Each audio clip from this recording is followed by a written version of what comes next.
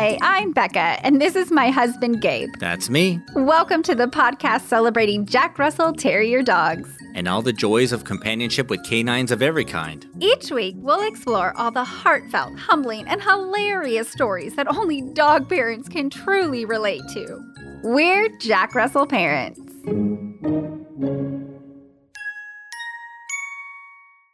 Merry Christmas Eve, puppy parents. Christmas Eve squared. Yes, for you mathematically inclined dog lovers. We found a great article to share with you while you prepare for the holidays. If it's about overeating, I promise to change around mid-January, February-ish. Okay, it is about overeating, but how pups overeat, not husbands. Right. Chris Malore with StudyFinds.org begins his informative article by asking the question, is watching your dog's weight a potential New Year's resolution to add to the list? If it isn't, it probably should be. We've explored several food-related topics during the holidays because, well, the best parts of the holidays are often family and food. And dogs are family members who really like food, so... Right. So in addition to researching whether those yummy holiday foods are safe for your dogs, we also need to consider caloric intake. What? Which... caloric intake. Oh, hold on. Go to dictionary.com. You can continue. Count your calories. We got to count the calories, even for our pups. Which I admit is one of the most difficult things to do during this season. I mean, who wants to count calories and macros and whoosy what's-its from mid-November to January 1st? Not me, clearly. And puppy mamas apparently feel the same way. Chris notes in the article, in a poll of 2,000 plus American dog owners, 70% note that they have to set boundaries with their guest about feeding their dog. However, 29% note that mom is the one most likely to feed the puppy under the table. Mom. What have I been saying? Come on, moms. I guess I'm the mom in this situation. Yes, you're the biggest culprit for sure. I can't help but submit to that puppy dog stare and all the barking. Additionally, the survey found that 78% of puppy parents strictly monitor their dog's diet year-round, and 64% of those strict parents deviate from their dog's typical diet during the holiday season. So even though strict puppy parents can't hold it together when it comes to the holidays. I've been holding it together for 11 and a half months. Stop it. I'm going to let the belt loose and the treat bag loose. Oh my gosh.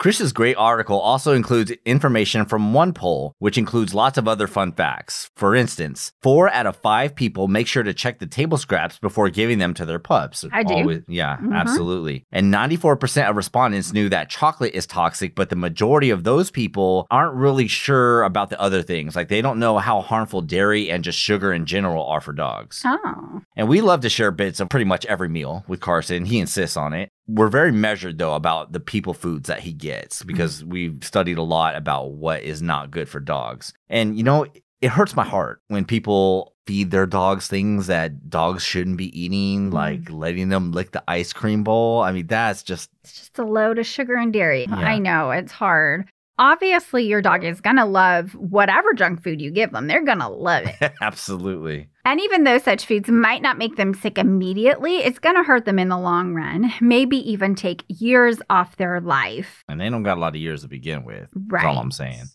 So check out our episode, Thanksgiving Foods Toxic to Dogs, for a detailed list about which holiday foods are safe and all the year-round human food ingredients to avoid. Chris's article ends with, a balanced diet is one of the most important ways pet parents can help keep their dog happy and healthy. While the occasional table scrap is usually fine, choosing healthy, dog-appropriate treats that make up no more than 10% of their daily caloric intake will always be the safest, nourishing option when indulging our pets. If we had a video, you could have seen her pointing her finger at me during the 10%. Yes, only 10%, no more.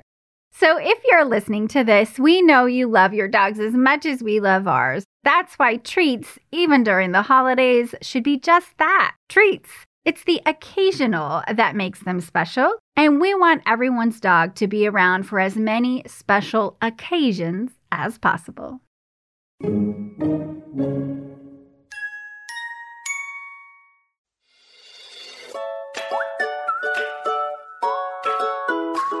You know, I found the best way to meet new people is through our mutual love of dogs.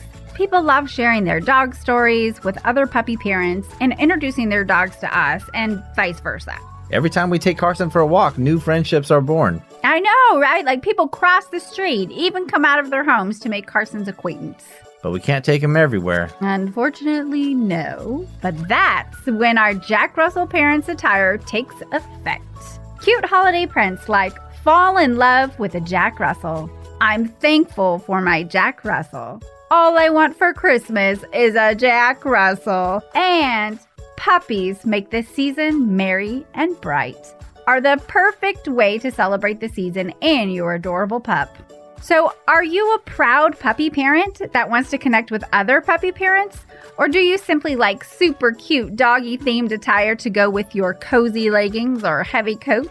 Either way, we have what you need at the Jack Russell Parents Store. All our awesome prints come in a variety of t-shirts, hoodies, baby onesies, coffee mugs, and even face masks. Your choice. To join the doggy squad, check out all the rad merch options at jackrussellparents.com. Simply click on shop at the top and place your order. Happy holidays, puppy parents!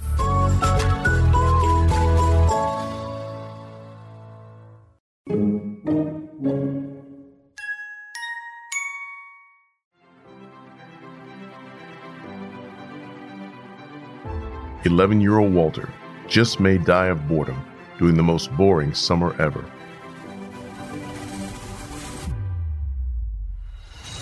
While exploring an abandoned garden, Walter discovers a mystical elf world where all dead plants spring to life at his touch. The downtrodden elves think Walter is there to save them with his new life-giving powers, to defeat the wicked Ichabod von Snothook before he sucks everyone's joy dry with his never-ending list of rules. Walter will need to use his best power yet, his imagination. In a dying, oppressed world, one boy has the power to bring freedom and life. Walter Plume and the Dehydrated Imagination will take you and your middle grade reader on a thrilling journey while igniting the depths of your imagination. Boys the Book says, beautiful imagery leads to spectacular world building in this fantasy that will leave the young reader glued to the pages. Relatable characters add to the magic of the story with never a dull moment.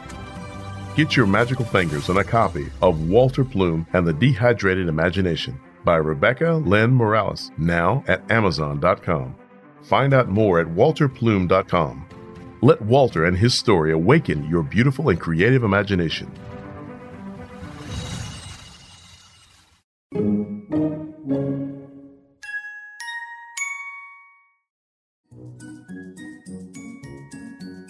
Did you enjoy this episode? Did you learn from the content? Or did you just have a good, relatable laugh? Well, now what? It's time to subscribe, follow, keep listening, and give a positive review on the Apple Podcast app. Then share the podcast with other puppy parents. This will allow us to connect you and your friends with fun, dog-loving content week after week. Until next time, this is Becca and Gabe, the Jack Russell Parents. Say bye, Carson.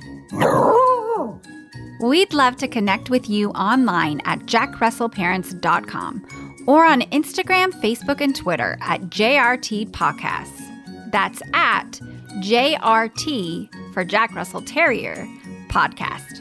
The Jack Russell Parents Podcast is produced by Earball Audio. Jack Russell Parents is brought to you in part by Super Chewer. From the makers of BarkBox, Super Chewer is a themed monthly delivery of toys and treats made especially for dogs who play harder and demand a challenge. Simply go to jackrussellparents.com and click the Super Chewer link to enjoy their great offers while also supporting our podcast.